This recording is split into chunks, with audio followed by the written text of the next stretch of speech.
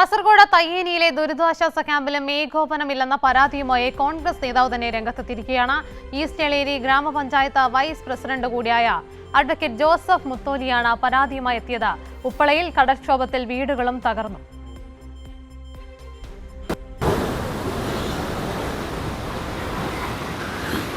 മഴവെള്ളപ്പാച്ചിലുണ്ടായതിനെ തുടർന്ന് Thayyeni government higher secondary സ്കൂളിൽ തുറന്ന ദുരിതാശ്വാസ ക്യാമ്പ് പരാജയമാണെന്ന വിമർശനവുമായി കോൺഗ്രസ് നേതാവും UDF ഭരിക്കുന്ന ഈസ്റ്റ് എളേരി ഗ്രാമപഞ്ചായത്തിന്റെ വൈസ് പ്രസിഡന്റുമായ അഡ്വക്കേറ്റ് ജോസഫ് മുത്തോലിയാണ് രംഗത്ത് വന്നത്.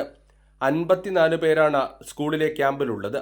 എന്നാൽ ക്യാമ്പിലുള്ളവർക്കും ആരോഗ്യ സന്നദ്ധ പ്രവർത്തകർക്കും മതിയായ ഭക്ഷണം പോലും ലഭിച്ചില്ലെന്ന് ജോസഫ് മുത്തോലി പറഞ്ഞു. നമ്മുടെ ക്യാമ്പിൽ 54 ആളുകളുണ്ട്.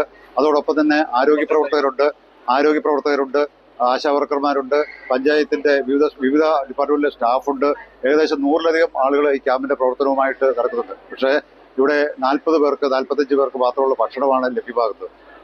അത് റവന്യൂ അധികൃതർ ഈ കാര്യത്തിൽ തികഞ്ഞ അലംഭാവമാണ് കാണിക്കുന്നത്. പഞ്ചായത്തിനെ നേരിട്ട് ഏൽപ്പിച്ചാൽ പഞ്ചായത്ത് ചെയ്തോളാം എന്ന് പറഞ്ഞു. പക്ഷേ പഞ്ചായത്ത് നൽകുന്ന ഉത്തരവുകൾ അല്ലെങ്കിൽ നിർദ്ദേശങ്ങൾ, ഘടകവിരുദ്ധമായിട്ടുള്ള നിർദ്ദേശങ്ങൾ റവന്യൂ വകുപ്പ്, വില്ലേജിൽ, അതുപോലെ താലൂക്കിലെ ഉദ്യോഗസ്ഥർ നൽകുന്നത് കൊണ്ടാണ് ഈ പ്രശ്നം പറ്റിയിരിക്കുന്നത്. ഇതിന് ഉടനടി ഒരു കോർഡിനേഷൻ, ഒരു പരിഹാരം ഉണ്ടായിട്ടില്ലെങ്കിൽ ഈ ക്യാമ്പ് വലിയൊരു പരാജയമായിട്ട് മാറും എന്ന് നിങ്ങളുടെ മുമ്പിൽ അറിയിക്കാൻ ഞാൻ ആഗ്രഹിക്കുകയാണ്. ഉപ്പള ശാരദാനഗർ കടപ്പുറത്ത് കടൽക്ഷോഭത്തിൽ വീട് തകർന്നു. ശശികലയുടെ വീടാണ് തകർന്നത്.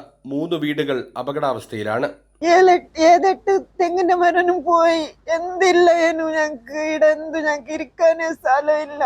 ഈ കടലിന്റെ ഇവിടെ കടൽ മുന്നക്ക് വന്നോണ്ടുണ്ട്. ഞങ്ങക്ക് എന്ത് ആക്കാൻ കഴിയുന്നില്ല. ഞങ്ങൾ എന്ത് പണിയെടുക്കേണ്ടത് എല്ലാം പോയി.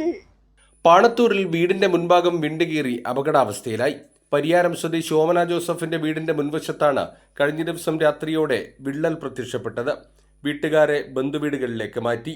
കാസർഗോഡ് മഴയുടെ തീവ്രത കുറഞ്ഞിട്ടുണ്ട്. കൈരളി ന്യൂസ്, കാസർഗോഡ്.